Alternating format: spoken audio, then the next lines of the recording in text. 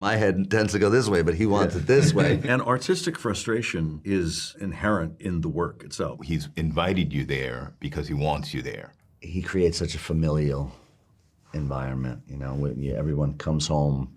We all live in the same hotel. We all stay together. We dine together. We sleep together. Keep it simple. I shouldn't have said that. It's true. But I think that's really unusual. Not the sleeping together part, but the ability to create a real sense of community. Everything is so unique and special, though, about it. But you know Wes quite well now. It's been ages. Yeah. Is it difficult for some new people to enter in this kind of family, in this kind of new environment somehow?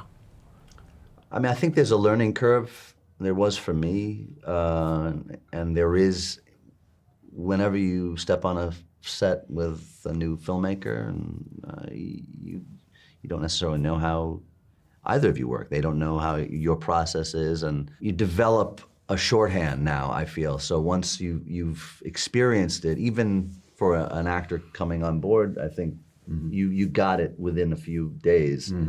Okay, this is how you need to be prepared, a certain level of preparation that's different from every other job, and the one thing about Wes is he's very kind and thoughtful, and even though there's all this specificity in his work, it is collaborative. You're finding things there.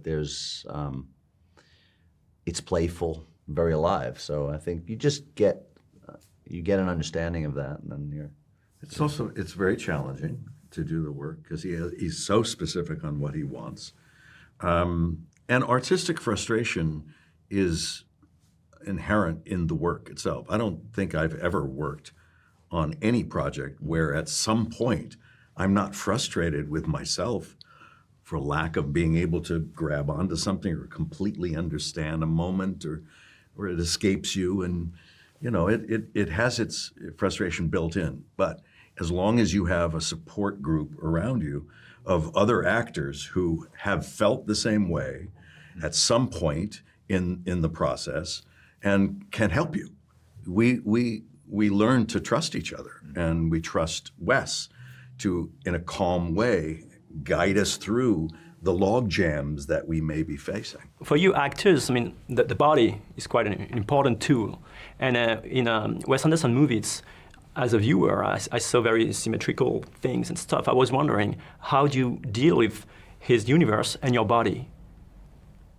It's a good question. Well, I think it's what Adrien was saying about you learn to speak his language. He has a cinematic language that he uses in all of his work, and it's up to us to learn that language, to adapt to it, and to figure out how we get to it. Actors work very differently, so you can't write a rule, this is what you do. You have to discover it on your own. You're there for a reason, and he's invited you there because he wants you there, and that makes it easier to kind of assimilate to what's required. Yes, there is a need. I remember at certain times we'll do a very distinct close-up or a shot, and you feel like you're straight, or you wouldn't normally be aware of something, and he would want it slightly tilted slightly differently or whatever. And then you've got to still exist in the moment and try and create it to a sense that it feels very calm, but my head tends to go this way, but he wants it this way. And that doesn't necessarily feel the same for me, but you have to make it work, and you just go with it. You have to really, there's wonderful physicality in all of the characters. I think really it all comes down to preparation, because the material is so, the writing needs to be delivered at a certain way and certain inflections, and everything has to feel very true to you, but they also have to work in half the time that you would normally convey the same sentence. And then there are multiple camera moves and adjustments going on, and interactions with others, and the physical stuff. So when you show up, you need to know it so well that you can adjust.